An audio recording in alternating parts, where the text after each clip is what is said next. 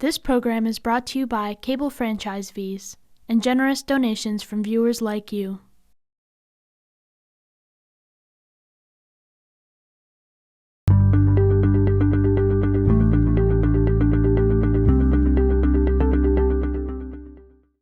I'm going to call the Finance Committee meeting of April 6, 2021 to order. It's a couple minutes after 2 p.m. and we're here mostly to continue the budget review of the Amherst Pelham Regional School District FY22 budget. But before we do that, I need to go through some formalities. Pursuant to Governor Baker's March 12, 2020 order suspending certain provisions of the open meeting law, General Law 38, Section 18, this meeting of the Finance Committee is being conducted by a remote participation. I'm going to ask each member of the committee to indicate their presence, and that will confirm that they've been able to hear me, and we'll know that we've heard them. So I'll start with Kathy Shane. Yes, here. Yes. Bob Hagner. Here. Lynn Griesmer. Present. Bernie Kubiak. Present.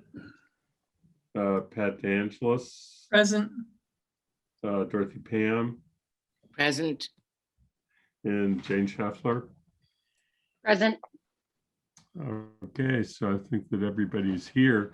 And I also want to thank Superintendent Morris and Finance Director Slaughter from the regional schools for being with us yet again. And we have from our finance staff, Sean Mangano and Sonia Aldrich are also present. The purpose of today's meeting, because everybody from the Finance Committee and the Council was present for last night's presentation.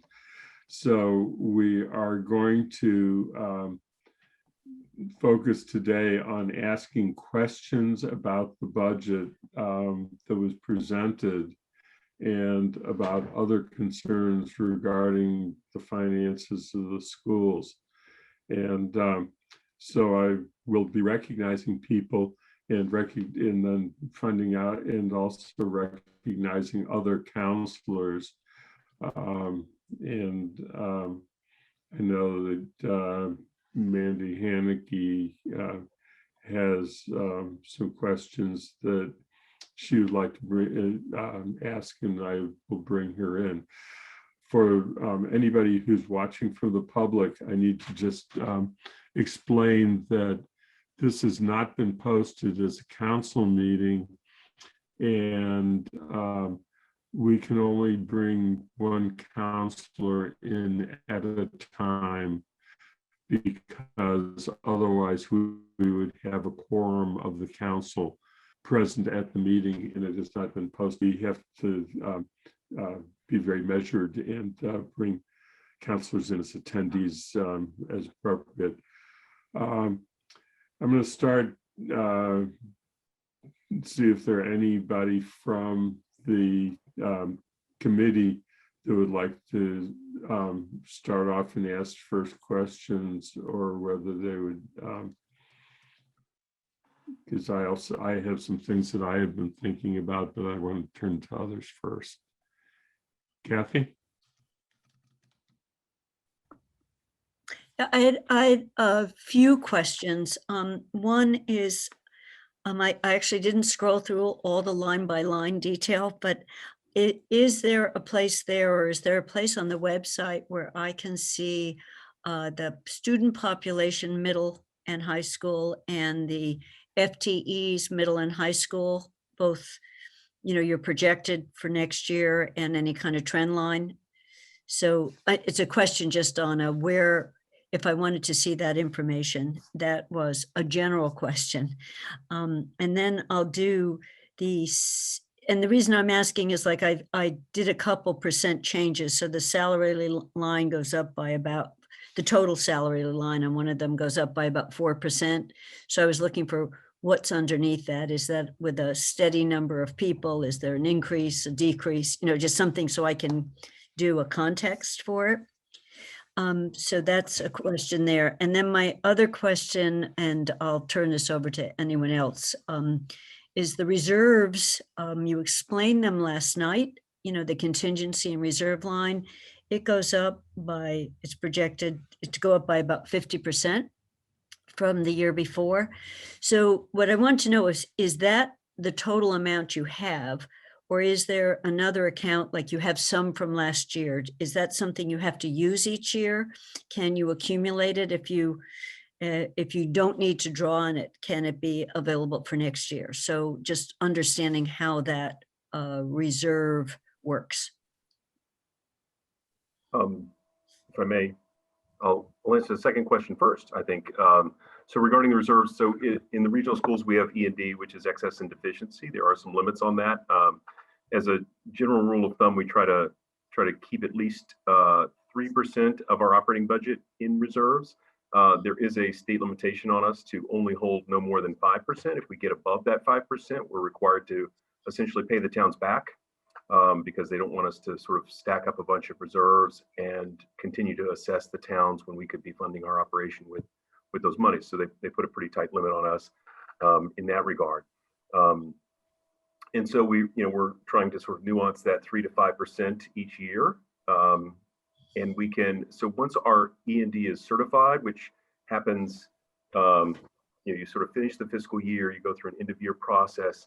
At that point in time, they certify your E&D for that year. You can then appropriate from that money at that time.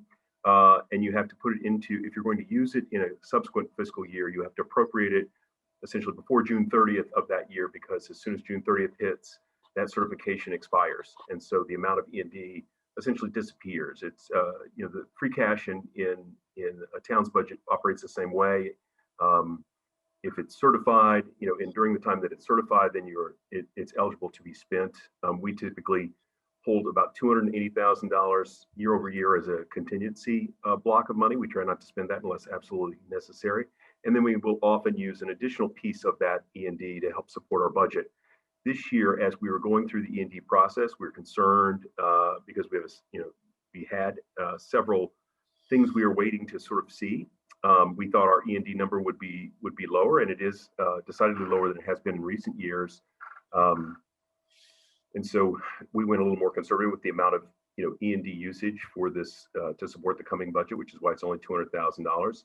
Our certified. I'm sorry to interrupt you, Doug. It looks like we lost Andy. Can you hang on for just a moment and we'll see if we can try and get him back.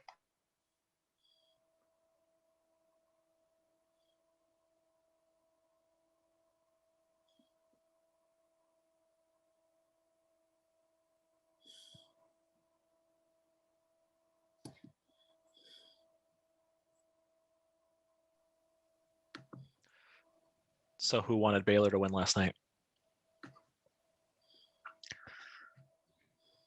I had to back the Zags because it's a Catholic school, and even though it's a Jesuit school, I was educated by the Franciscans. I still had to go with the Jags. I was rooting for Gonzaga too. Yeah, it was a disappointment. They're kind of like, I mean, they're in the same company as the Patriots now. They've had a undefeated season and then lost it in the last game.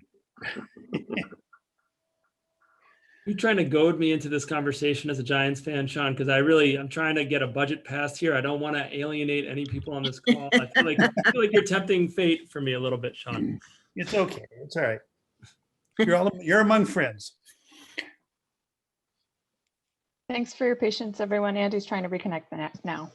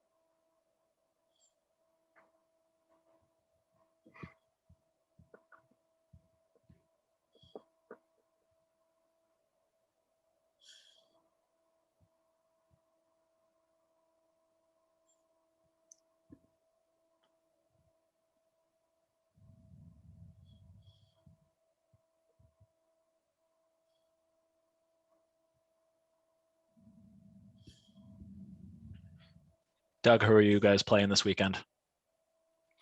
We are playing Long Meadow on Saturday, actually, of this week. So, Is that in here or there? well, everything's away in some respects. Right. I don't recall whether we're going to South Hadley, which we're playing our quote unquote home games, or whether we're going to Long Meadow. I think we're going to Long Meadow. Okay. Or technically, I think East Long Meadow, because Long Meadow is not on turf yet. They're getting a turf field. That's a tough matchup. Are they in the same division as you guys? I believe so. They may be a little bigger than us these days. Okay. I'm not sure. I haven't checked recently. All But right, they're folks, usually good. I'm sorry, thanks for waiting. Andy's gonna try and reboot his internet, and if that doesn't work, then he's gonna connect by phone. So he's asking if Kathy can take over until he gets reconnected. Okay, so Kathy is taking over and I will stop. Those are my 2 questions for now, and I will pull this up so I can see hands when they go up. So let me lower my own hand. Okay. So I just Doug, had a couple things on the FTE that I wanted to share with you. You know, the FTE, it's in that line by line. It does have it by department. I don't think it's got it totaled, but we can certainly put that together for you as far as sort of showing the overall FTE. You know, if you wanted to sort of go through and mark it up and do it, you could do it that way. But I don't have it at present a composite of the full FTE. You know, by year, it's more segmented than that at this point. I think it would be useful in, you know, either total or middle school and then high school. And same with student population. I'm just trying to get a sense, you know, you, in the PowerPoint chart, you showed some fall off on student population. So I'm just, that provides me an overall context on what I'm looking at when I'm looking at the budget. Sure. And if I could jump in, I think the one thing that's a real challenge for us, as well as every other school, probably beyond Massachusetts, is that we anticipate our enrollment to go up significantly next year from the drop we had this year. We're already seeing that, frankly. It won't help us with our Chapter 70 funding, but because that's all based on October 1 counts. But as we've had an in-person return even this week with the younger kids, and that'll move up by the end of the month to the older students, we're seeing a lot of students who are at private school or particularly were homeschooled returning to us. And those who aren't are saying we'll be back in the fall. So I just want to caution in this particular year budget, and not so much for you, Kathy, we've had that conversation, you know, in different context and a different committee, but I think for the general public who's watching, that this is our enrollments this year are likely to be unusually low compared to our enrollments next year. In general, we've been sort of plateauing on a slow decline, like many other districts in Western Mass, but particularly as we go into next year with the state adding barriers, frankly, to continuing any sort of virtual learning, we do imagine that that clarity for families that we will be back 5 days a week in person next fall will yield a higher enrollment than what we currently are experiencing. And do you ever, and I do see many other hands, so I'll stop asking, but do you ever do a forecast the way you've said that you think it'll be back up by 2%, 3%, or is it just a wait and see? Most years we do that. I think this year it's very, very difficult. We're trying to get people to commit at the middle school, high school to what they're doing 3 weeks from now. Today's like the last day of responses. So to assume, I mean, that I'm not, sort of a joke, but not really. Literally, the surveys are due today for middle school and high school folks. They were due, and we did a little extension, did outreach. So I think it's really hard to predict exactly how that'll play out. But I think particularly since we're talking about the regional budget, with Pfizer's good news last week, the fact that many, if not all of our students at the regional level who want to be vaccinated will be able to be vaccinated, likely by fall, from what Dr. Fauci has said as recently as last week. I think that'll also offer assurance for families who are still on the fence of whether they want to return or not from a healthy safety perspective to be able to do that. I know we've talked primarily about vaccinations for staff. And that conversation, I think, as we head over the next 4 or 5 months, will very quickly shift. Many of our students became eligible. We sent an email just to help them. Our 16-year-old plus 16 and up students who have one medical condition became eligible Monday. We're trying to assist them as much as possible in being able to access vaccines. So I think at the secondary level, it's a little cleaner. And since that's the only budget we're talking about at this meeting, I will cut myself off there. Okay, so I see, and since I'm looking at this only now for the hands up, I see Bernie, then Dorothy, then Jane, then Lynn. So those are the hands I see up right now. So Bernie. Thanks, Kathy. Yeah, actually, Kathy anticipated the question I had about the E&D money. So thank you for that response, Doug. My concern about you guys, you met your budget targets. I'm not going to go through line by line and say why this, why that. But my concern is how much of this $1.2 million reduction results from one-off kind of events versus an actual reduction in staffing, equipment, some more heavy, more tangible, repeatable kind of situation. I noticed going through about 29% of the reduction came from the tuition non-public line in special ed expenses. And I mean, we don't know if that's going to repeat. You might find it even more next year, especially given the fact that you've got to front everything. Everything's got to be up front before the circuit breakers kick in. So, how much of this is one-off and how much of this is an actual reduction? That's one question. And then the other question I have that's COVID related is regarding retirements and what kind of retirements and impacts are you seeing on your staff and faculty? And as those folks maybe shift to a retirement, is there potential savings there from bringing in new people? I know that this might be tough to predict because there's some rumbling out there about a lot of concern about teachers maybe leaving mid-year next year. So those are my two questions. Sure. So a couple of things. So on the sort of, as we discussed a little bit last night, but certainly one of the difficulties in sort of laying out our reductions is that some are more temporary in nature and some are more permanent in nature, or more direct services to students. If we look at those that are things like turnover savings, we do predict a little bit of what we think we'll see in that, where staff are going to retire or leave, and who we hire might be a little less expensive. Those things, the health insurance premium holiday, et cetera, is about 38% of the total. It's about $460,000 of those sort of one-time, savings that may or may not reappear next year. I think the other, to your other point, in special education in particular, often there's a lot of volatility to what our demand is there as far as resources. Depends on who the kids are, what their needs are. So that always creates a bit of a struggle for us there. The last couple of years at the regional schools, that level of need has been a little bit less. So that has eased that section of the budget a little bit.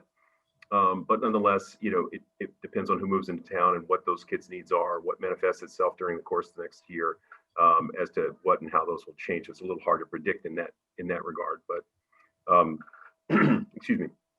But I think the lion's share, or 60+%, almost 70% of the reductions we're making this year are actual things that impact our programs and the number of folks that do the work that we do. Some of that's resultant because of fewer kids being in the building. Even if we have an uptick relative to this year, we're likely to be steady or a little below our overall population from previous years. So we've seen a general decline in our enrollment over time, and at points in time, we can make reductions relative to that enrollment level, but they don't come as those kinds of transitions tend to be stepwise. They don't tend to be as smooth as the reduction in students. So those kind of corrections to staffing size relative to the number of students tend to be in a stepwise fashion over multiple years. Okay, as to use the governor's phrase, it's lumpy and bumpy. I know that, and I've also done enough budgets that I can tell you there hasn't been one single budget I haven't done when I haven't done some what we used to call slipping and sliding, cost shifting. Sometimes just a lucky break made you look like a hero. So that wasn't a criticism. That was a concern about being able to sustain the school at a reasonable level. and when there's going to be considerable downward pressure on the budget because of declining enrollments. And so thank you for that. I see, Andy, you're back. So the group that's queued up is Dorothy, then Jane, and then Lynn. Okay, well, just we'll go to Dorothy then. Thank you. I'm sorry, the internet failure here, but hopefully I'm back for good. Dorothy? Okay, I have a couple of questions. One of them is about the reserves, the D&E. And I'm not sure if I understood you. I know that in some budgeting, you don't spend some of the year, the money disappears. But is that what you said? That's kind of what I heard, but I wasn't sure that if you have the end of the year, spend it, roll it over, it becomes zero. Is that right? It doesn't become zero. What happens to it is when it is certified, it's available to be utilized by the district. In the time from the end of the fiscal year until we certify that number, whatever we have sort of in our savings account is unavailable for use, is the way to say it. So it doesn't necessarily disappear, but it is impacted by whatever spending we may have done from it in the previous year, but also whether or not there are any new, if we come in under budget, that potentially will boost our E&D or boost our savings in the same way in which that happens with the town. So it does work in the same way that free cash does. It isn't that we don't have it on hand, it's literally in the bank for us, but the ability to spend it is limited until it is certified, and then it requires action for communities to do that. So when the certification expires at the end of the year, the money there, you just can't use it. Right. Then I had a question about the premium holiday. And the word holiday is a nice word, but it also has a bad meaning. I just wanted to make sure. They said you don't owe anything this year, or you said we can't pay it this year. Which was it? I think Mr. Mangano may be able to better answer that question, but the short story is, there's a sort of two factors when we do our health insurance renewal for the year. There is what are they charging our members and the district for the health insurance, and they set that rate each year, and so this year it's going up 1.1%. Sort of separate from that, if their trust fund, in other words, their pool of money that they have where they've collected premiums over a number of years from all of the different clients, starts to get to a level that's fairly high. In other words, if they're carrying more cash on hand and then they're comfortable with relative to how they are anticipating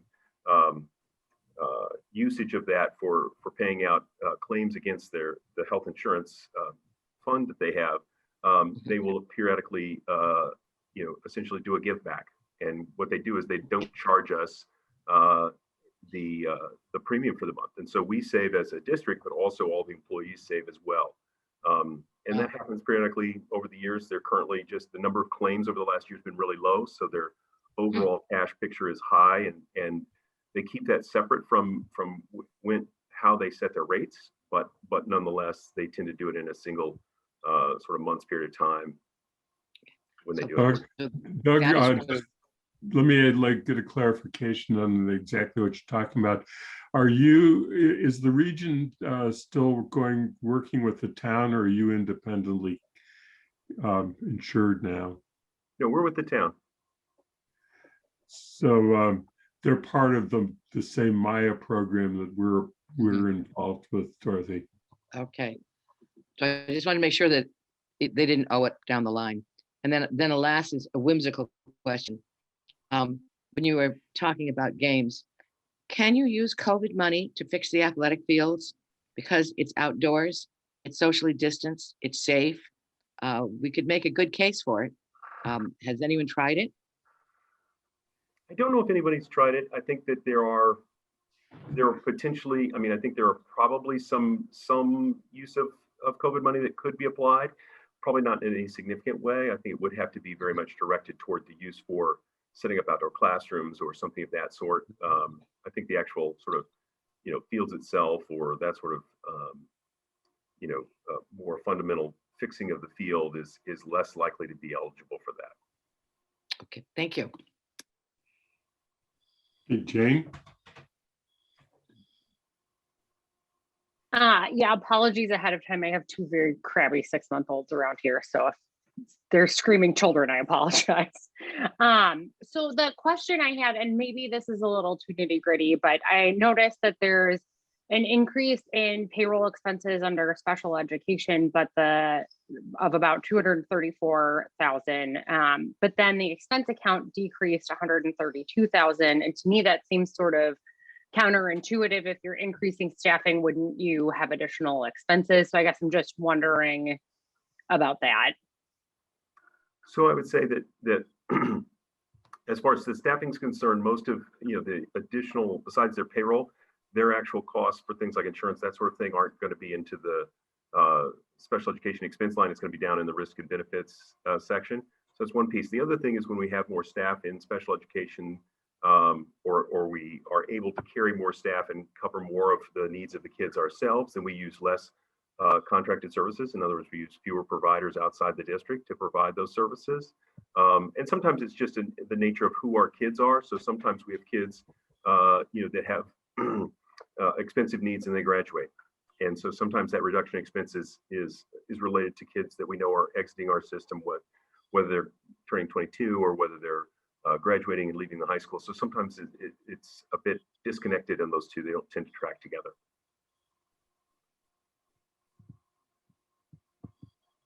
Jane, do you have anything else, or shall I ask? That's all I had. Lynn? You're muted, Lynn. Maybe how tired I am. I should stay that way. I want to go back to the Chapter 70 money, which is set on the October enrollment figures, and wonder if, based on the really unusual nature of this year, there has been any discussion about a re-examination of that and some kind of supplemental in the fall. Jump in on that one. My professional organization has been advocating to use the fall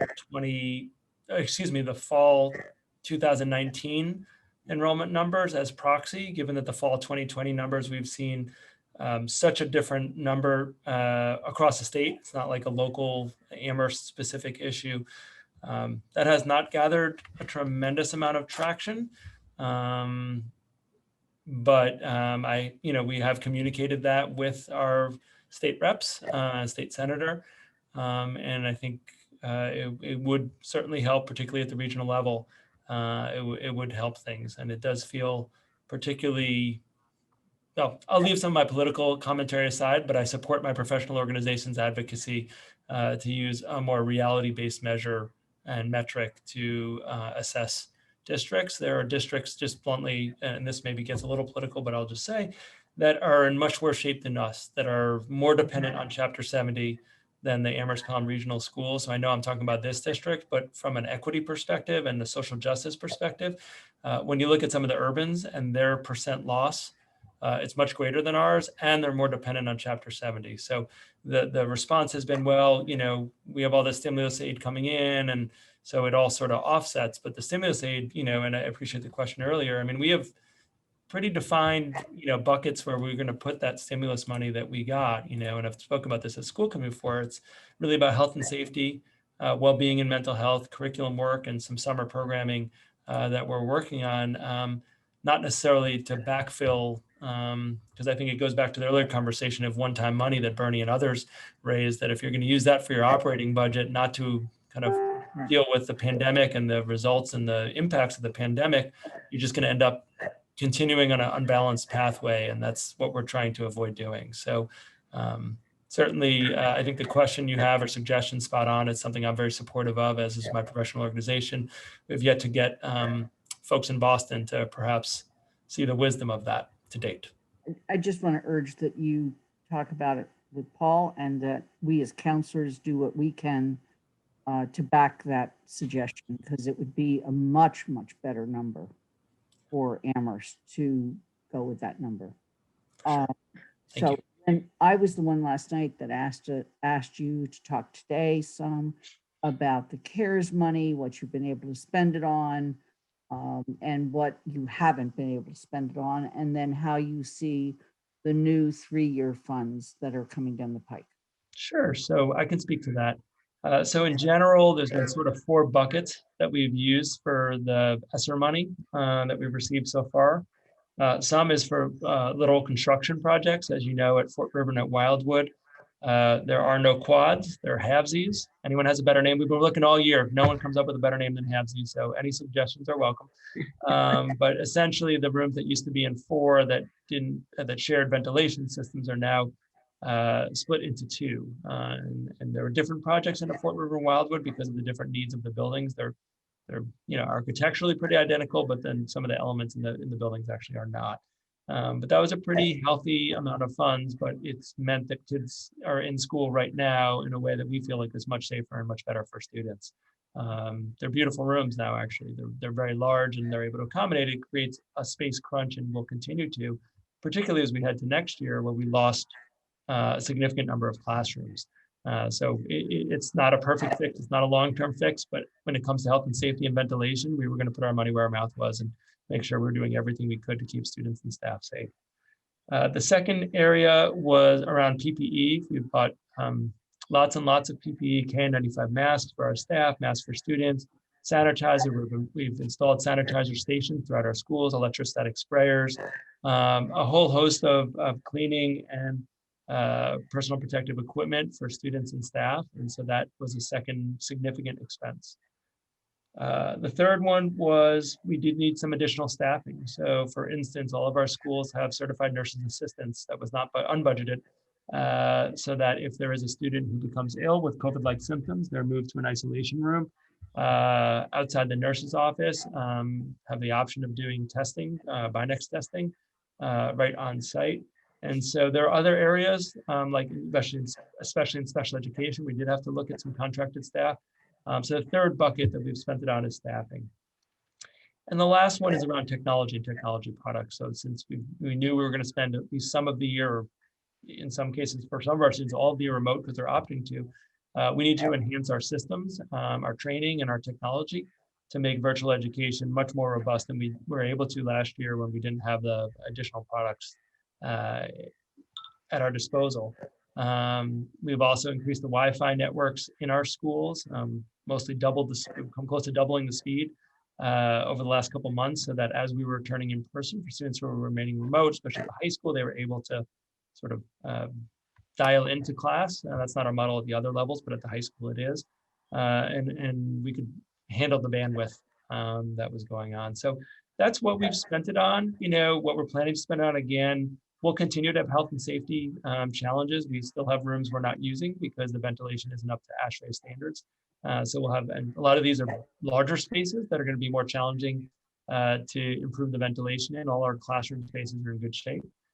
So that'll be an additional expense. We may need to continue with a certified nurse assistant and some of those models. We don't know that yet, but we at least think that that may be something we have to do. We will need to restock our PPE.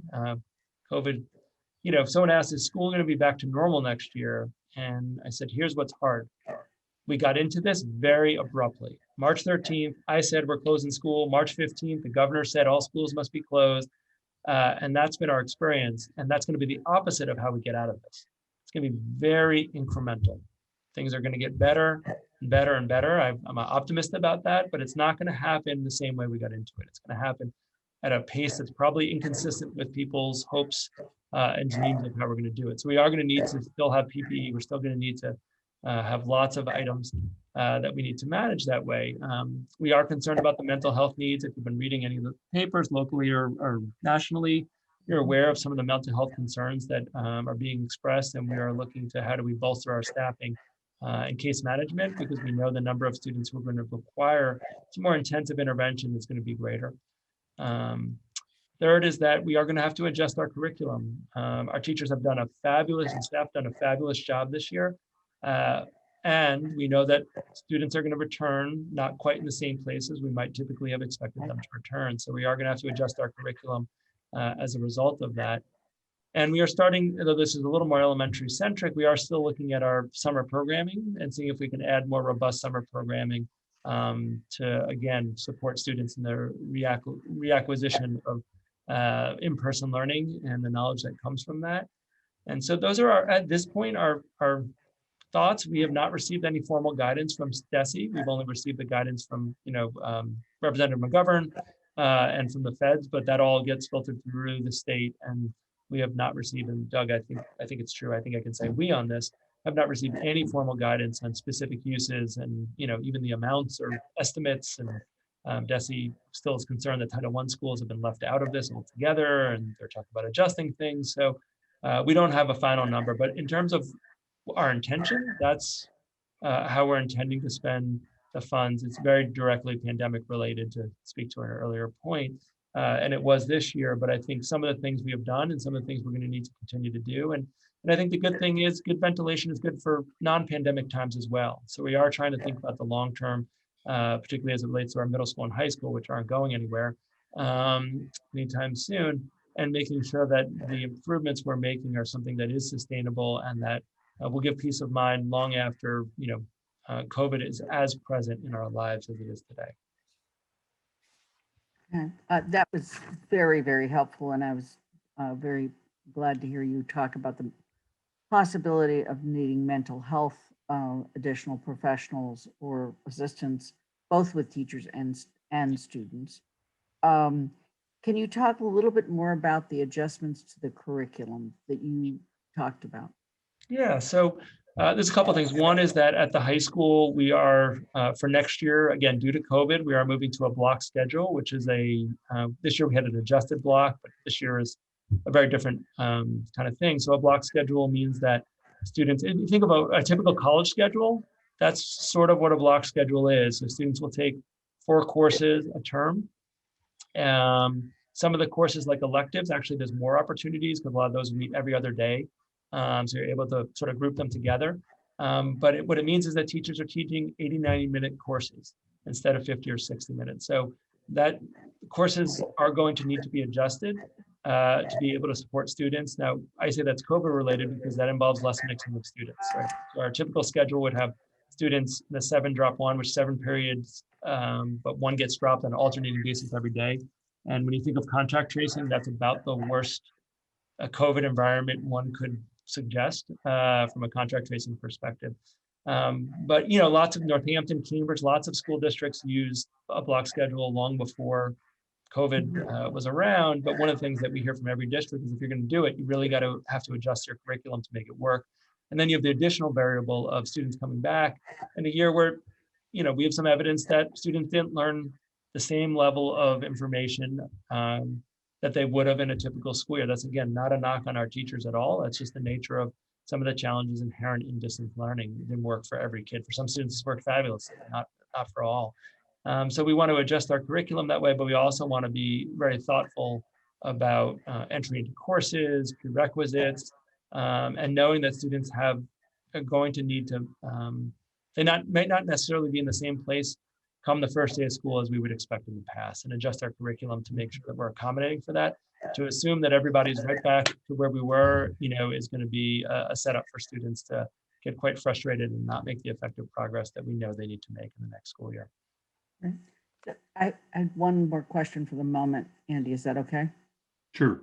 Okay. So last night you signaled out the math line item, as it seemed like that was a place where you used to kind of balance a certain way. Could somebody give a better explanation now that we have just this group? Sure, I can. Former math teacher. Right. So, and I think this is something we discussed a little bit at the school committee meeting as well, is that, we have traditionally in utilizing school choice monies, directly applied it to a particular area of the budget. In the case of the regional school district, we applied in the math teachers payroll line, and we used essentially half of it at the middle school and half of it at the high school And that's what we traditionally done. And so when we made an adjustment, relative to some potentially new support for the district, then it sort of shifted a number that isn't one that typically shifts as we go late into the budget. So that's confusing. And I think for next year, just as a sort of prelude to coming attractions, I may represent that more directly. There are some other kinds of funds like our transportation reimbursement or our Medicaid reimbursement, where we call it out directly as a source of revenue, kind of on its own line, separate from where we ultimately may apply those funds. And so I may do that for the coming year just to make that happen that way. But the short story is that one of the rationales for using the mathematics teachers is virtually every student takes a math class. And so when we're going to apply school choice and sort of support our budget through school choice funds, we apply it to a department that virtually every student takes a class in. And so that's really why. Thank you. Okay. So let me tell you what I'm thinking about, and see if there's agreement from the committee. We have a couple of attendees, one who's a counselor who I know has questions. The other attendee is not a counselor, but we do have a public comment period, and if she has a comment or a question, I would certainly feel important to recognize that as a part of our normal process. And I don't know whether to do that now or whether Dorothy and Kathy would like to ask their questions that they've had a second round questions first, since you're committee members. My inclination is to go ahead and have Dorothy speak, then Kathy, and then get into the public comment that I just described. So if that's acceptable, then I will go ahead and recognize Dorothy. Yes, I think my question may be one that someone may want to follow up on.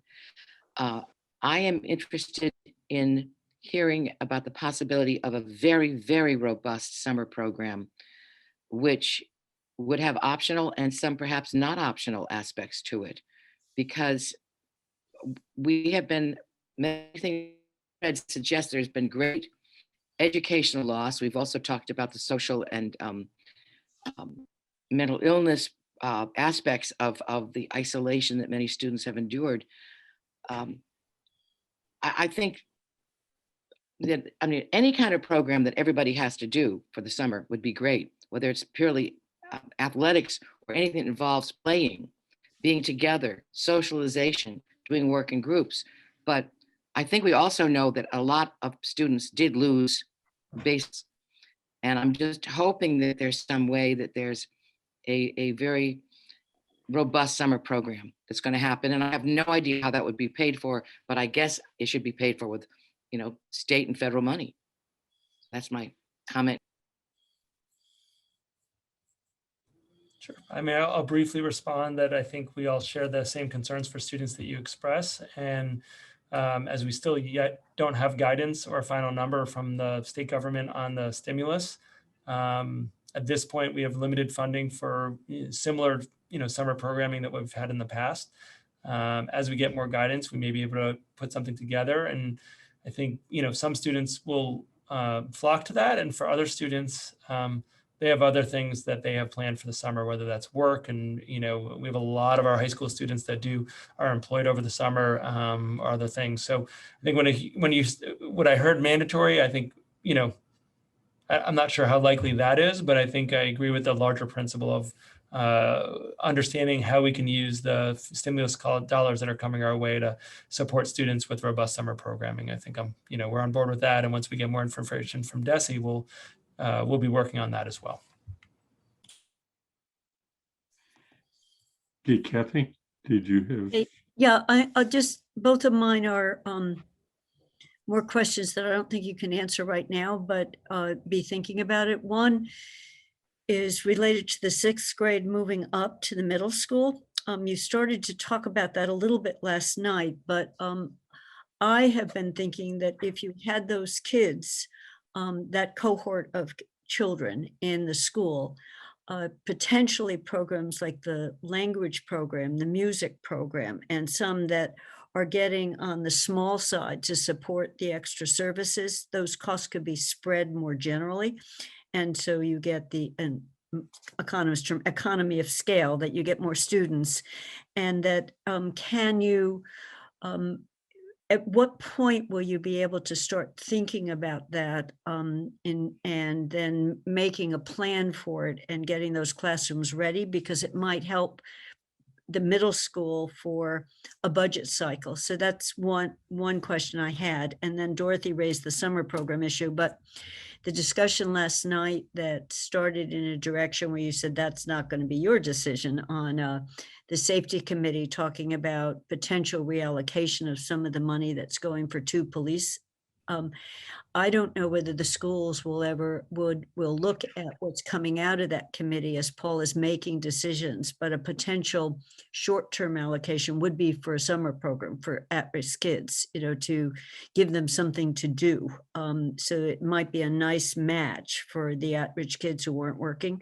So just trying to think of where that kind of segue and whether that's short-term, like just for 1 year, or whether it could be thought of that way. So those are my 2 comments. And I know the second one isn't answerable at this point because it's not in your hands.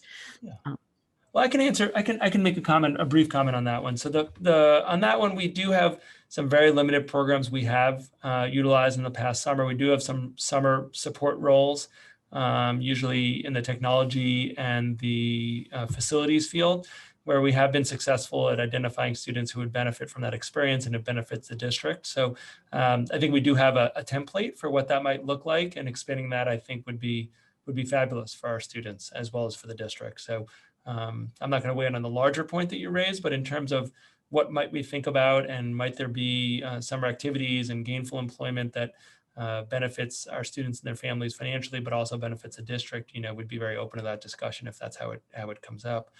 On your first piece on the 6th grade, so are there economy of scales to be realized? Absolutely. I mean, that's just I can do that in a binary way. Yes, there are. I think I know the school committees will start re-engaging this topic next month, in the month of May.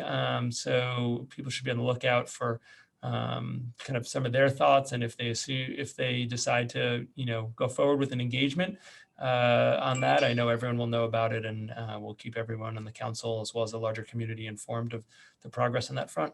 We plan to do that this year, and unfortunately, things got in the way, but it's not because of a lack of interest or lack of desire to explore that decision point much further before it gets made. Thank you. Okay. So I'm going to pause for a second and see if the attendee who's not a counselor is interested in being recognized. Then I would, if she raised her hand, then I would know that. In the meantime, Athena, can you bring the counselor who's in the attendee list into the meeting? Thank you. So Mandy Haneke is now a part of the meeting as a form of public comment, and the other attendee can raise her hand if she would like to be recognized. I did have a little bit of a conversation with Mandy, and I'm going to start with an observation and then ask her to follow up with questions that she may have. Doug and I were members of the old finance committee many years ago, and so we've been used to looking at school budgets for a while. And the school budgets have traditionally been presented for the region in the way that they're presented now, where you would take what the budget, what the program generally was for the year at hand, project to the next year, call that level services, and then have additions and adjustments from there. What I've observed happening over time is that initially there were increases So it was working well, and it just sort of seemed to something we were all used to. So that that seemed to be the way that budgets were presented, and that was fine. What's happened over more recent years is that it always ends up appearing as cuts, though the cuts have not always been insubstantial cuts. Some have not, because we've also had declining enrollment during that period of time. But we've gotten into this thing every year where it's always presented as we're going to have to cut this amount of money next year, and it's always presented as a crisis. And I think that that's beginning to take an effect on the member towns. And I'm not sure that it's a helpful way of presenting the budget. And I felt that last night in particular, because the size of the cut caused a public relations dynamic that then led into this other discussion that we all talked about what other cuts the town could make in order to supplement the budget. And I don't think that really is a fair presentation of what I see as the problem in the budget. And I'll come back to that in a minute. But I wanted to start with that observation. And with that, Mandy, do you have anything that you'd like to take up now, since you're now in part of the meeting? Yeah, thank you. I can follow up with that one, and then the conversation beforehand actually brought forth a couple of other questions I have specific to the budget. You know, and I'll just give some examples of what I'm experiencing and trying to read the budget as it's presented. Page 2 shows a budget. It shows a payroll account expense line and an expense account expense line, and then just lops off $1.2 million. And then the next 45 pages start with give me the numbers that add up to the budget line before the $1.2 million is lopped off. And then the last page, page 48, is then where it says, oh, but here's where we're going to lop off that money. The problem is when I try to do some comparisons is, for example, on page 23, the high school para line shows 33.85 FTEs for both FY21 and 22. But page 48 shows a decrease of 3 FTEs in paras. And the para line on page 23 shows an increase of 39,000 for paras. And I don't know whether that includes or excludes the salaries for the 3 that are being lopped off on page 48. And so that's just one example of many on how this is presented that makes it really hard for me as a counselor to look at the budget, analyze it, really try and figure out what is actually being cut, what is not, what is these one-time things that don't affect programming, but the next year in FY23, an increase might need to be substantial because we got a holiday the year before. So it would be really helpful to me if in the future we are not seeing a level services number, we are seeing an actual number in the line items that agrees with the number that I am asked to actually appropriate when the motion comes to the council, because the line item budget does not agree with that number. And that's problematic for me in terms of all of this. So to get to some of my specific questions, I appreciate that Councillor Griesemer asked about the math issue, and I have a follow-up to that. So it sounds like that 100,000 plus was added into an expense line, the math department expenses, yet it's actually an income line. And so you've now propped up the expense line to then cut the expense line. I'm trying to figure out, I mean, the way it was explained, Dr. Slaughter, was that, oh, this is choice in tuition that we're expensing to the math department. But it's tuition, which means doesn't that mean it's a revenue source? So why is it added into the expense department of the math line? That's another one of these things where I'm just having a problem getting this, because it seems like that would then prop up the expenses to then be able to, as Councillor Steinberg indicated, claim there's a lot of cuts to services. And So that's one of my follow-up questions. I'm happy to pause there to get an answer to that before I go to some of my other follow-up questions. Yeah, I'll talk about the first one, and then Doug can jump in on the second one, and perhaps Sean, because I think Sean was there when we had to readjust where school choice. Sorry to put you on the spot, Sean. You can't get away from it, but where school choice is represented was changed because of the legal advice we received. So on the first one, on the line item piece, I mean, this is not going to be. I'm doing a good job of disappointing counselors last night and today, so I apologize for that. But the reality is, the school committee voted the budget last week.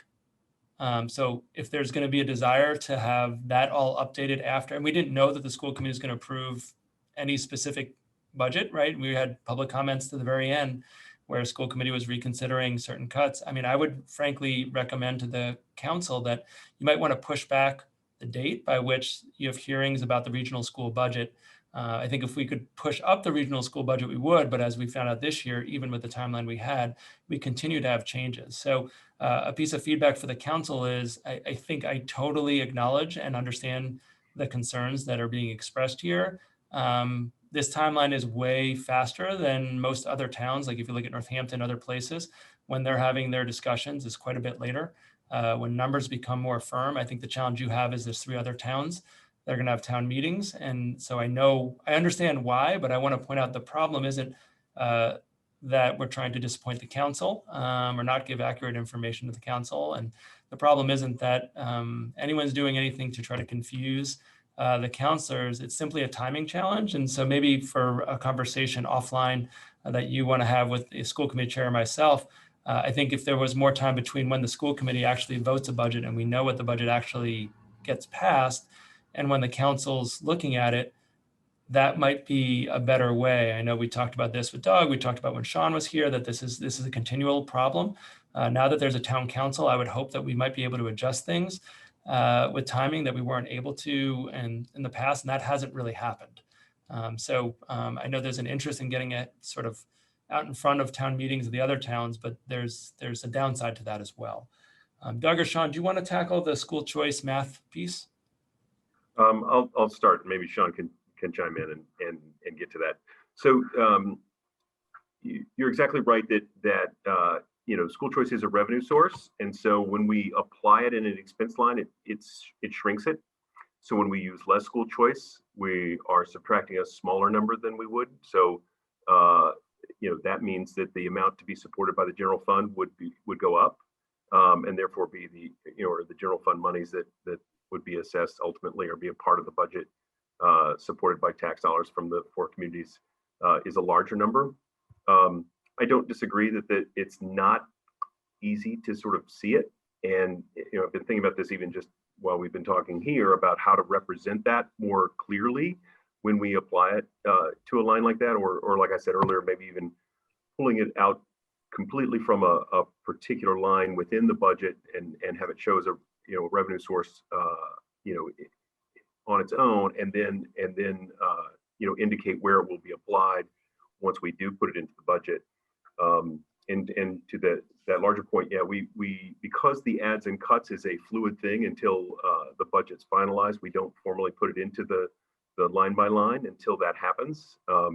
When we publish our final budget, we definitely sort of put those adjustments to any of those categories into their specific locations at that time. But you're right that they don't.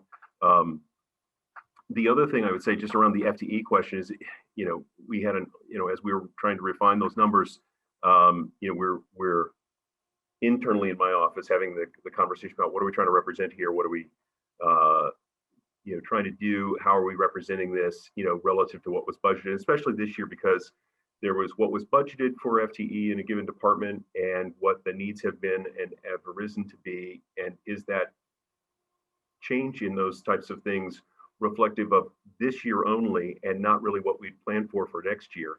And so we had this ongoing debate about how to represent some of those FTEs that made some sense. It's like, should we be reflective of what we originally budgeted, thinking we might be in person much more than we've been? Or should we reflect more of what is currently kind of happening, which is also, changing on a daily basis, to be perfectly honest? And are we then also, when we're representing FTE for 22, are we representing, relative to what we project we think we're going to need, which is generally the case. And so are we trying to base that off of what we thought we were going to do if we were going to be in person in 21?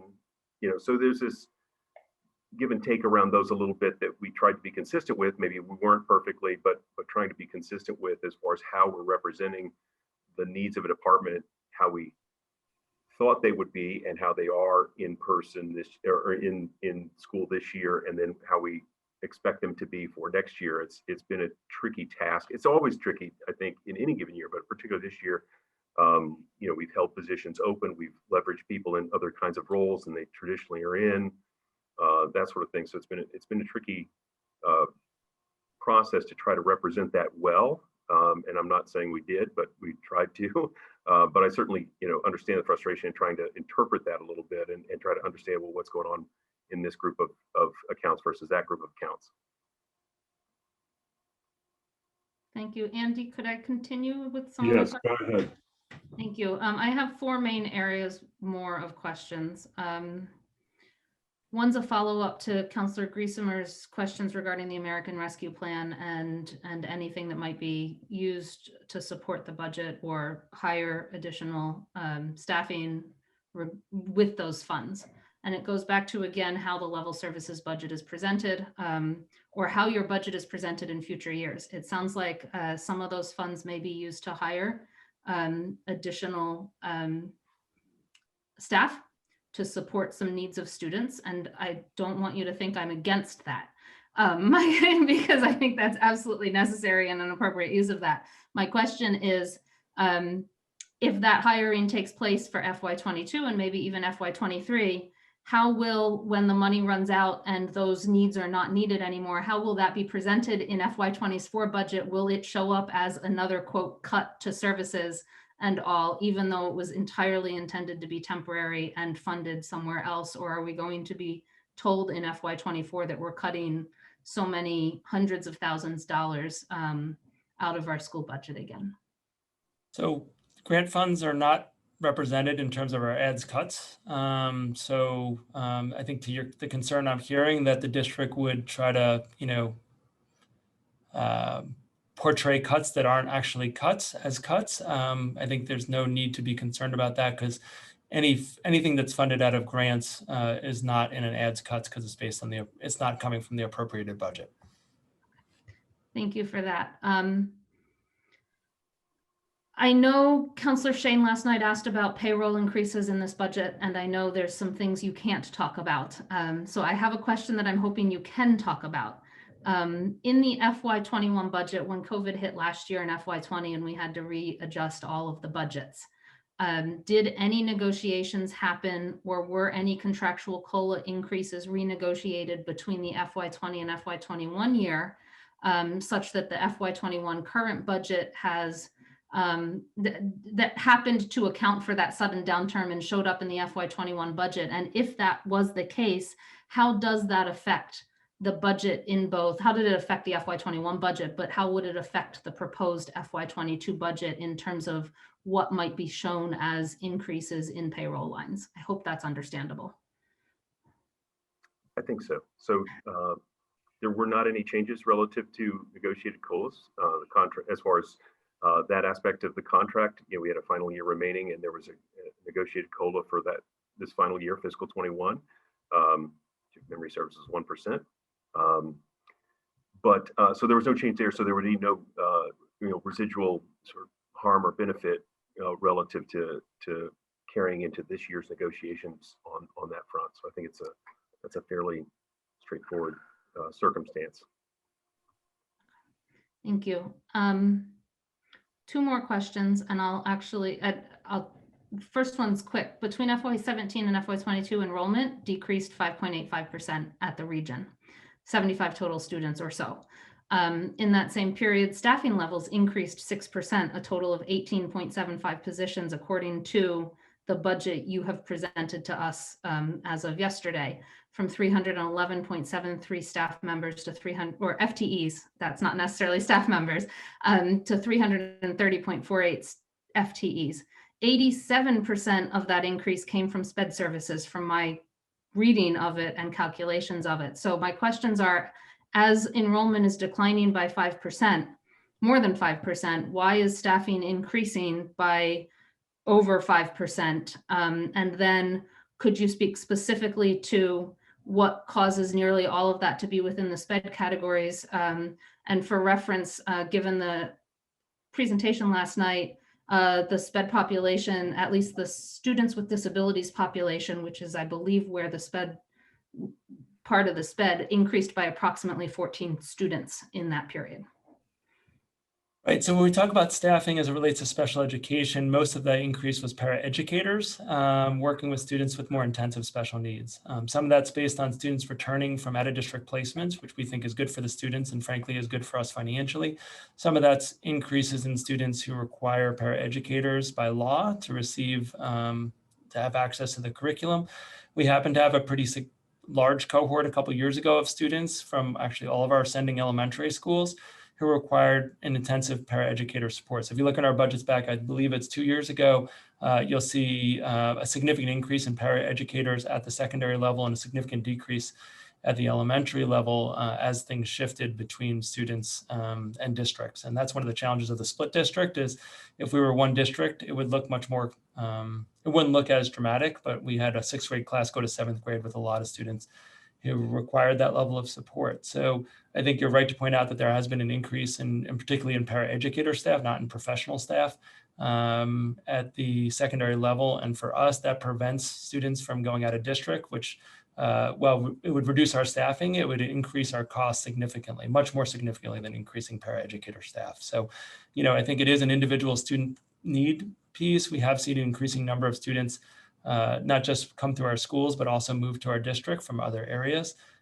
We have to both legally and ethically accommodate those needs. And in most situations, financially, as well as for the students' best interest, it's best to add staff and keep them within our district programs as opposed to sending them to out-of-district placements, which typically at the secondary level in particular, start in the 6-digit range, which is much more than the paraeducator staff that we would add. So, you know, I think it is hard to see those numbers. We see declining enrollment. We are not seeing a decline in intensive special needs students.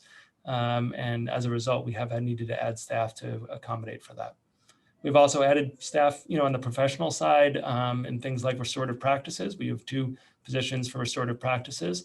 That wasn't in the budget 5 years ago. So I want to be really clear about that and transparent with you, Mandy Jo, that we have added staff based on the community feedback that we've received. We believe in that process. We believe that that's both beneficial for students and consistent with the educational debt we owe underserved communities within our school population. So you're right, even in tough budget times, we have made decisions to add staff, professional staff in certain areas that were not special ed related, that were consistent with what we were hearing from our school committee and our community. So it's not all special ed related. And I think it's an important point that you made, and I appreciate that. Thank you for that explanation. That helps me understand that increase while enrollments are decreasing a lot. One last question, and it relates to the assessment method. Over the past few years, and I don't know, I think we're on year 5, maybe, I'm not sure. The regional school committee at the urging of the towns and all has been gradually moving away from the regional agreement method towards a potential goal of statutory method 5-year average, which isn't the full statutory method. I'd like you to, I have a question, but more of, in research I've been doing, isn't it true that the decision or compromise, or however you want to phrase that, move from the statutory method, the regional agreement method, to the state assessment method, while trying that plan to move that way, while still trying to abide by all 4 towns' various financial guidelines that are sometimes competitive with each other, has actually been part of what has caused the strain on the bottom line of the budget? Because my calculations seem to indicate it is. So I don't have more to add, except I emphatically agree with that. It is the greatest long-term, in my opinion, I won't speak for Doug, I won't speak for the school committee, in my opinion, it's the greatest long-term risk to the education we're able to provide secondary students. There are these other factors that are absolutely part of it. But the challenge we have year in, year out, to try to negotiate a compromise, I think that's an appropriate term that you used, that is a compromise between towns, not a compromise about the level of funding or the education we want to have, is a huge barrier to our district. And it is something that we go through on a yearly basis, and we stop talking about students, we stop talking about needs, and we start talking about percentages and 65 versus 35 versus 45. And I'm not complaining about that. That's part of my job. But the conversation is so different in municipal districts. It's not that it's always easy. It's not that everyone always gets what they think is fair in terms of the allotment, but it is an additional variable that absolutely contributes to some of the fiscal challenges and then educational challenges that we face. So I appreciate you raising that. Thank you for confirming that.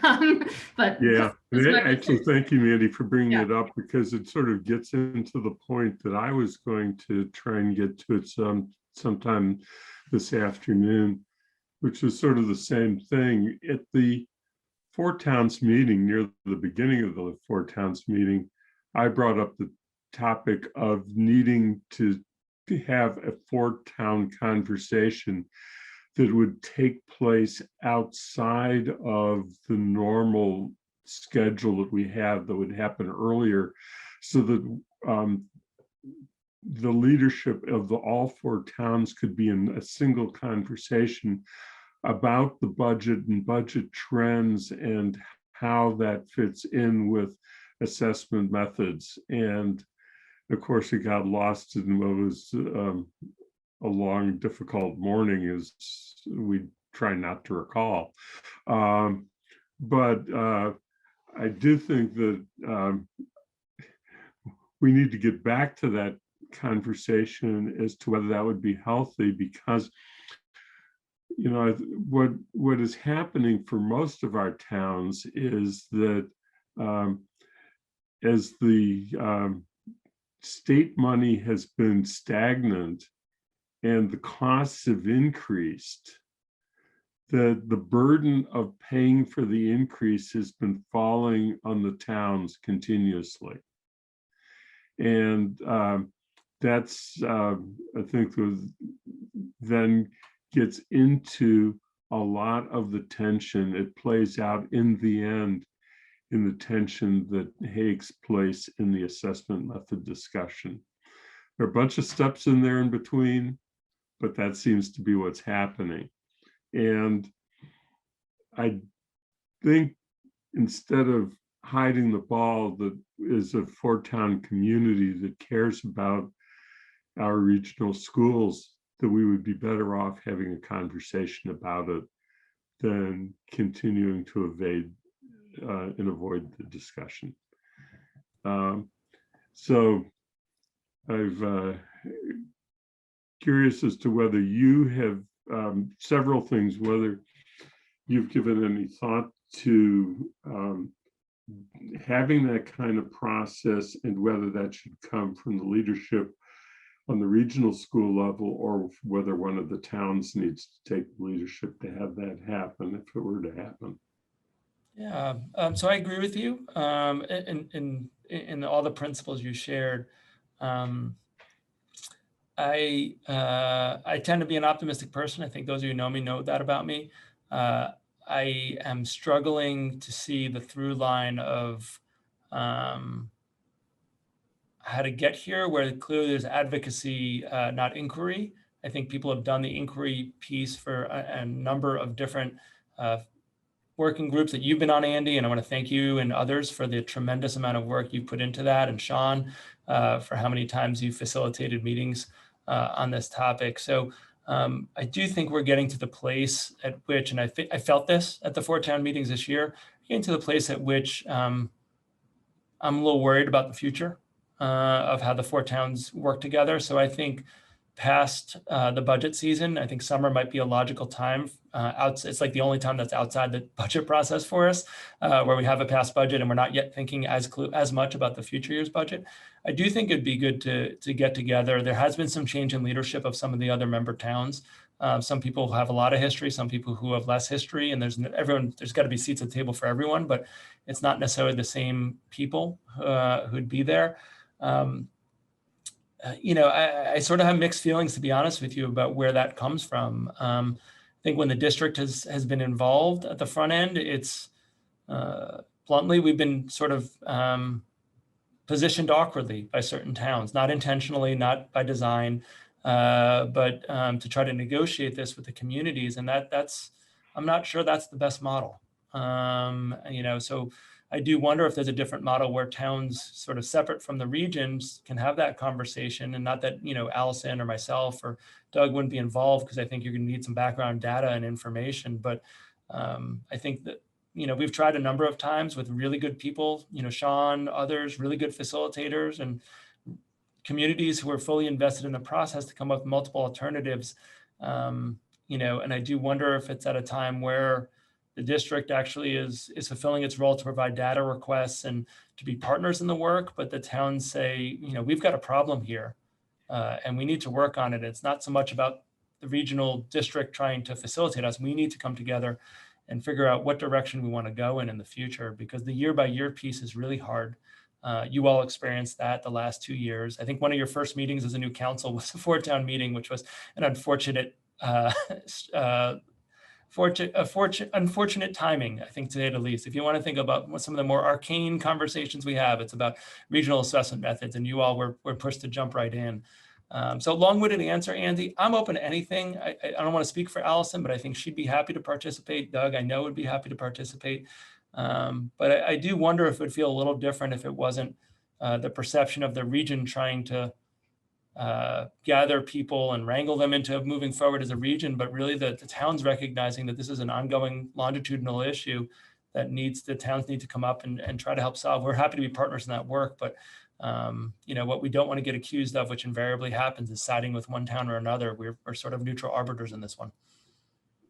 And I appreciate you need to be the neutral arbiter. You also are a very important participant, because you're the one who's providing the education and running the school system. And the process that we've had in the past that Sean was involved with, that you were referring to, was really focusing on the assessment method. We never really touched on the budget or the connection between the assessment method and the budget during those conversations, because it always started out with what we knew the budget was going to be for the year, and then how we were going to deal with the assessment method for the next year, pretty much. So we've missed the ability to really focus on where that linkage is between the two, and how the assessment method and the pressures in the towns flow through to affect the schools, and how we need to make decisions on what we can afford in schools. So it's a tough topic, and I appreciate your giving some thought to that. Doug, do we know when the town meetings are for the 3 towns this year? Have they set dates? They have. And now, of course, do I remember them? I believe Pelham's May 8th, Leverett is May 1st, and Shutesbury is June 12th. Shutesbury is going pretty late. Yeah, they moved it from their normal time in late April, early May. Yeah, I think it was COVID related, hoping for vaccinations to be done at that point, so they were able to be a little more flexible if they did it later. Okay, no, that's helpful, because we obviously, one of the things that you were referring to a few minutes ago was how we got to the cycle we're in now, with this discussion happening today as opposed to several weeks away, and the tie into town meetings. And so knowing when the town meetings are was a part of it. I know that there are a couple of other people in the attendee group. I think one is a counselor and one is not. So I'm going to ask again whether if either wants to be recognized and brought in, then please raise your hand so that I know and can manage the rest of this meeting. So either the counselor or the non-counselor, if you want to join the meeting and ask questions or make comments, please raise your hand so that I know. And while I'm looking for that, I'm going to pause and go back to other members of the committee. And I know that Lynn has her hand up. So Lynn? So I want to go back to this regional discussion. And besides urging that we have a budget discussion in the summer, not a formula discussion, would be good. But I want to go to the more immediate question now that we know the times of the town meetings. We as a committee need to decide when we're going to complete our work and when you want to bring this to the council. And let me just point out that there is a council meeting on May 3rd, not again till the 15th. I think I'm right on that. I'll check. So we need to decide. And I think some of that is related to a nuance of what signal do we want to send. I think it's a reasonable question. Okay, so our meetings in May are the 3rd, the 17th, and the 24th.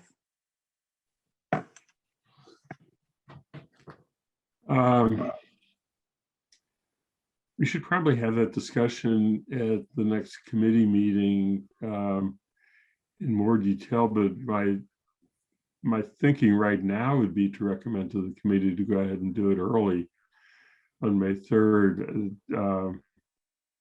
It might be helpful for the other towns if we are going to support the entire recommendation, including the assessment method, that other towns know that that's where we are.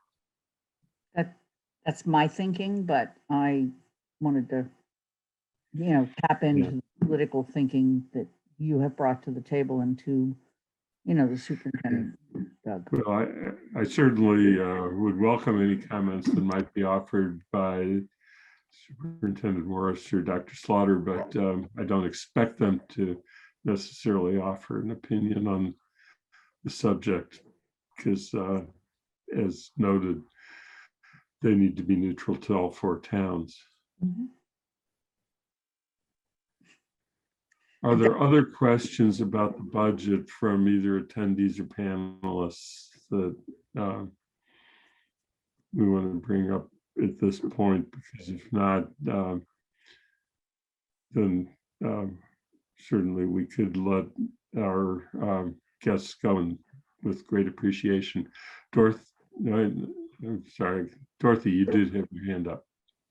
I just wanted to pick up a conversation we had last night about cuts to the arts program and to ask a smaller group if there are thoughts that you have of being able to restore those cuts in any way as things move forward. Maybe my last unsatisfying answer to give to the council on the regional budget. That's really, not at this funding level, just to be blunt about it, right? So if the funding level changes, absolutely, we could have that conversation. But at the funding level that we have, and that's not a complaint, that's just, answering your question directly. It seems to us like it's a prudent reduction to make. If there was no budget pressures, would we want more arts for our kids in all the ways that you said last night? Absolutely. But it's not where we are at the moment. And if that changes, we'll get back to you. Maybe I should ask one additional question.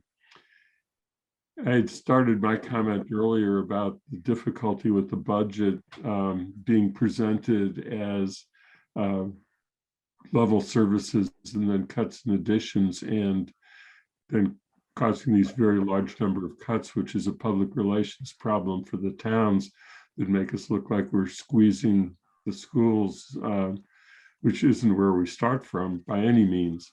And is this a traditional method that's used across the board, or does it relate in any way to DESE expectations, or is it really our district and its history?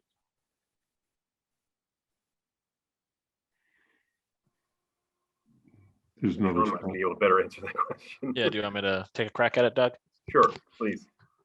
So, you know, a lot of it is for the school committee. You know, the school committee wants to know what it would cost to provide the same level of programming next year as it is this year. And then the reason why all the additions and reductions are in one spot is because we want it to be very easy to see what changes there are to that level services budget from the prior year.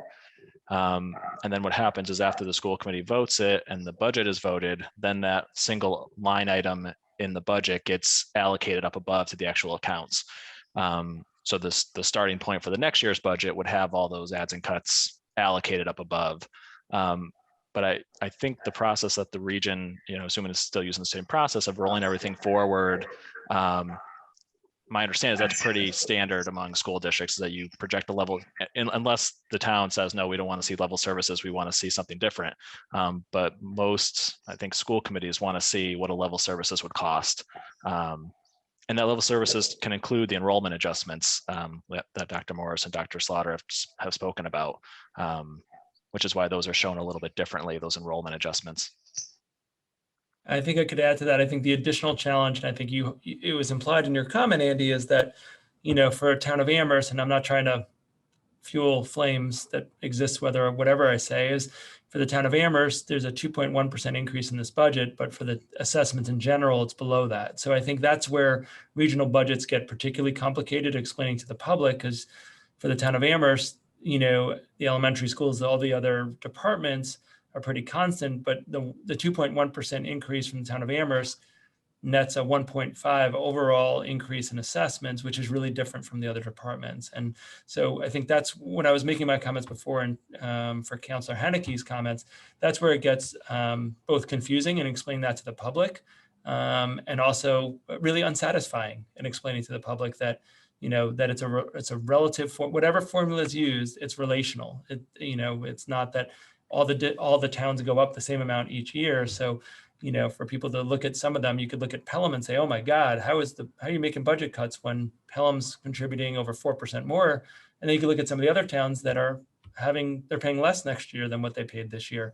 And that's a really hard public relations communication challenge that we have. And, you know, any support we have or any ideas, that has to be at this moment, about how to accurately share that with the public. It gets very, very complicated. And I think you're right that it tends to have the perception that the towns, or in your case, the town of Amherst, is not supporting education or the regional schools in the same way you're supporting other departments. And the data is that you are exactly the same percentage as other departments, but the net, because there's other towns involved in a relational formula, doesn't really yield the same benefits. And that's a really hard thing. It's a really hard thing for you all. I have a lot of empathy for you and managing comments to that effect. And it's a hard thing as me. And that's what I was really responding to. I thought Councillor Haneke's very precise concern that she was expressing that I agreed with. Well, thank you, Mike.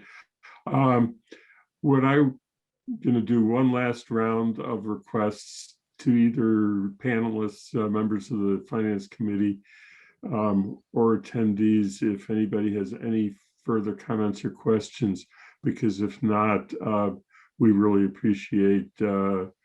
Morris and Dr. Slaughter for having spent time with us this afternoon. And I think we need to bring it to a close. So that's why I'm making this one last offer to panelists and attendees to see if anybody wants to raise hand. I do see one hand. If there's no objection to Superintendent, I'll ask the Athena bring Mandy back in. To Mandy. Yeah, thank you for that. Given what Superintendent Morris just said, I actually just have a question or a clarification, because I know he knows I have struggled with you know, some of the facts in terms of the last 5 years of what the budget is versus how much the budget has gone up, how much the assessment has gone up, and how much Amherst's assessment has gone up versus how much Pelham, Leverett, and Shutesbury's assessments have actually gone down. And so I guess one of the questions I have is there and this isn't necessarily for this year. But are there assessments, is there an ability to do an assessment method that doesn't relate to anything percentage wise? You know, we have assessment agreements that are per student per this, but is there a possibility of doing assessment methods, which is essentially, you couldn't figure out a formula. You could just say Amherst assessment is XYZ, Pelham's is XYZ, Shutesbury's is XYZ, and Leverett's is XYZ, and none of them, there's no formula that gets there. That's just a flat number. Yeah.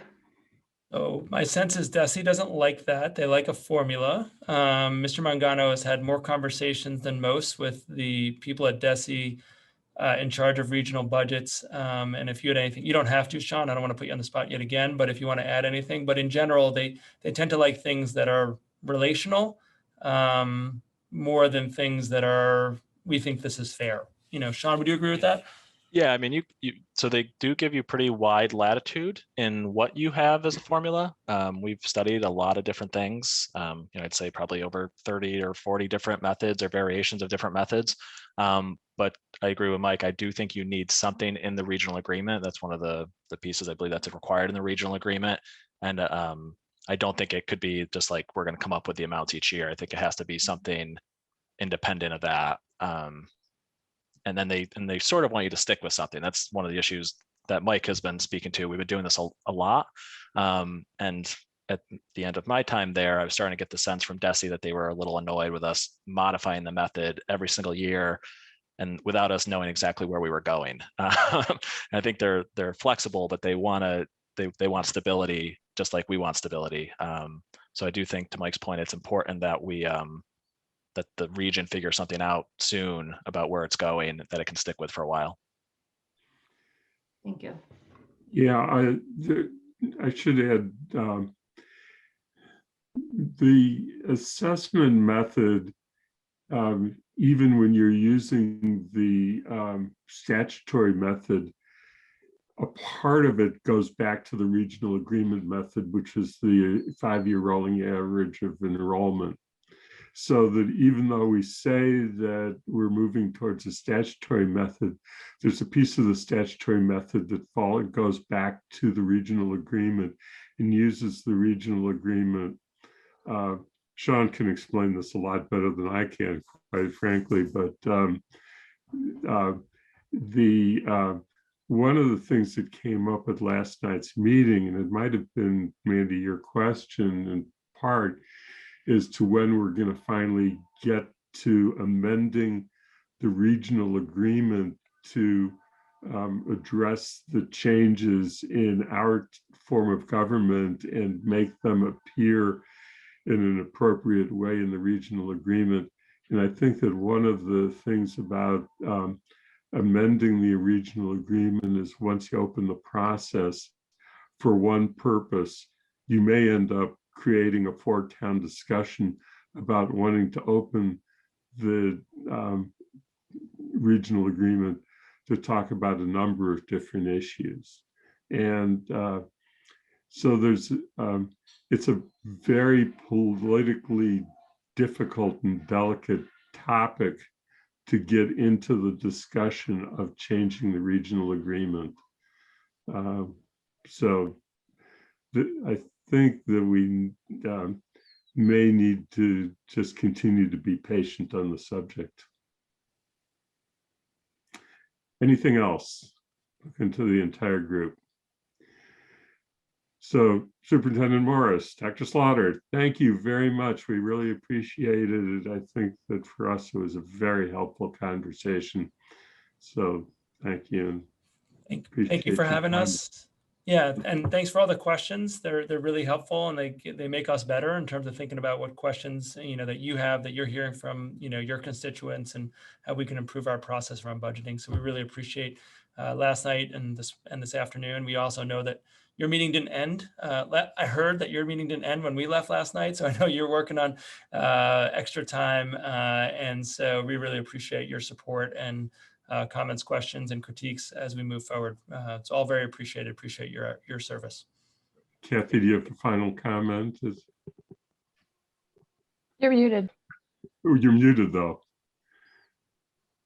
in saying farewell to you, when you come back with the elementary school budget, I'm also going to be asking about enrollment trends and FTEs. So if that's already in it, great. But if you have to add a table, just to understand what lies underneath our school system. So thank you. Yeah, so thank you. So I don't think that we need to do too much more today, though we should spend a couple of minutes talking about scheduling for ourselves. And Sean, one is when to take up the regional school issue again and try and push that to get it back to the council. And the other is, didn't we leave the question of getting to the back to the OPEB discussion hanging? And I'm trying to think of what other issues we have hanging. Water sewer was the other one. Yeah, Andy, can I share the calendar, the latest calendar real quick, and then we Sure. can talk about when those things might come up, and that way I can update it too if we make any changes. Do you all see the calendar? Yes. Okay. Make it a little wider. Yeah, let me make it bigger. Yeah, please enlarge it. Is that still small? No, that's fine for me. Okay. So the last change we made was to move the discussion of the water and sewer rates at the town council level before it gets referred to the 12th. We did have a finance committee meeting on here for the 20th. I don't know if that's going to continue, but that's the one where theoretically we would have a space to add the OPEB report if we're going to keep that meeting. Are you, Sean, that's school vacation week. I'm just pointing out for you and your family. I don't know if that's. Yeah, we can't go anywhere. Thanks for bringing it up, Lynn. But you're right. If other people have conflicts, I don't. I'm available, but it's up to the committee if you guys want to meet. I would just assume we go ahead and meet and that we make the recommendation that day, because then it would be in the packet before May 1st, which is Leverett's town meeting. And so it would do what I'm trying to do or suggesting we do, and that's send the signal. Okay. And should we add the OPEB? I can see if the actuary is available that day. Yeah, I think you could add the OPEB, and then you are going to have water and sewer rates by then too. Yeah, we've got those scheduled for the 4th. I mean, we could always move them up if we want to, but we've got that on the agenda for the 4th. Oh, I see. Okay, thank you. That's fine. I think if we just do OPEB and the regional budget, we're fine. And we also tentatively had a JCPC report update. Again, I don't, I was thinking about it this year, and I'm not sure whether we need to do an update for the JCPC report at the finance committee level, because finance committee is going to review the actual capital improvement program. So it'd be a little bit it might get confusing to review one thing and then see something a little bit different, but we can certainly give highlights of the JCPC process if the committee wants it. It's a committee that recommends to the town manager. Yeah. Clear that the finance committee has much to do with it. Okay. I mean, we have a lot to do with it when it comes back in the town manager's budget. Right. So it's in the right place coming after May 1st. Yep.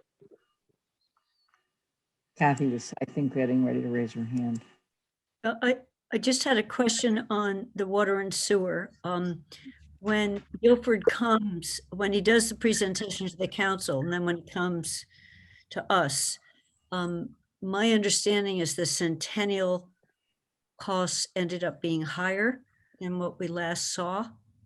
So if that's in fact confirmed, could we be seeing now not just next year's water and sewer rates, but a trajectory out once those capital costs, and it may be that it won't have any impact on the rates because more can be absorbed out of the reserve. So it's a request, not a change the schedule. Yeah, you'll definitely see that. The only thing we haven't finalized yet whether that'll be part of the water sewer rate, the out years, or if that'll be part of the enterprise fund discussion. But it'll definitely be part of one of those. But if there's a strong preference that it's part of the water sewer rate, I'm sure we can. I know guess, they're related, so it's always a little. Sometimes so the I'm discussion's just redundant. wondering whether other had the feeling that at the point we're doing a public presentation on them to show just 1 year when we know they're going up in subsequent years and it's not the same as people saw last time, it feels to me like it's better to be showing that and not wait till we then see it later in the enterprise funds. Just it's like it's a forewarning. Sure. That may be just me, but I like a fuller picture the first time it comes up than, I'm not going to tell you about 2 years from now or a year and a No, half. I can connect with Guilford and the town manager on that. Okay. And just Sean, we have a standing request to meet Bernie and I just quickly on, we're not changing anything. I understand that, but just to talk about, should we ever want to change the way we do the water rates? What might it look like? So he could come back and have that discussion with finance in the summer, in the fall, but just get some ideas of what he might come back to show. It would be good I know he's been very busy doing a lot of other things, so. Yeah, we can try to get that meeting scheduled maybe this week. Get it scheduled this week so that we've got it on the calendar.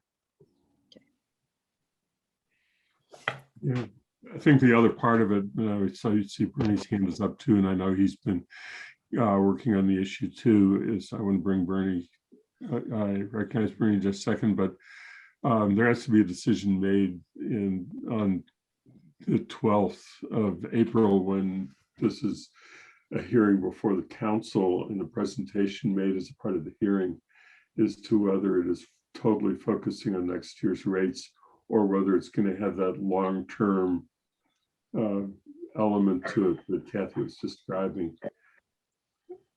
So it's another thing that's sort of hanging out there because there may be questions that come up about it regardless of whether you choose to bring it up or not. Bernie? I just wanted to reinforce what Kathy's point about bringing in the discussion on the centennial as part of the budget process and looking at what that impact that might have 2 to 5 years out. I think it's important for the public to know that. And there's a lot of chatter, and some of it is likely wrong. And if we get that information out early and not put it in as part of a enterprise, it's appropriate in the enterprise fund discussion, but having it talked in the water and sewer budget gets us information out there and gives people some assurances about what's going on. Okay, Lynn? I also think that with it, it would be useful for Guilford to give us an update on the cost of Centennial, because my understanding is he is looking at how to bring the cost back down again. And it would be useful to know that and to understand the drivers on it, because part of that issue is one that kept driving the concern about the library and any other capital projects, whether or not your estimates are solid. But in this case, my understanding is he was asked to see if he could figure out how to reduce it. So. Anything else? Looking at other members of the committee about questions about the calendar as of now. Dorothy? Unmute. Okay, yeah. Any chance of federal infrastructure money going to Centennial? I think they're looking into that. So I think the answer is yes. That's something they're considering. In addition to state money. Yeah, we haven't gotten the again, the specific rules on the stimulus funds yet, the American Rescue Plan on the town funds. I know the school funds came up earlier. And I'm sure that'll be a topic that we'll include at a future finance committee meeting. We have the general buckets, sort of, again, the same thing that school said, but we haven't got the specific rules and regulations from the treasurer yet that says what you can and cannot do with it, with the actual detail we need to implement it. So yeah, once we have that information, that'll give us a lot more direction about what those funds can go be used for. Okay. Anything else? Any business not anticipated 48 hours in advance? Seeing none, I think that we can adjourn. So I thank you all for, I think it was a very productive meeting, and at 10 minutes before 4, I'll consider us adjourned. Thanks, Sam. Bye, everyone.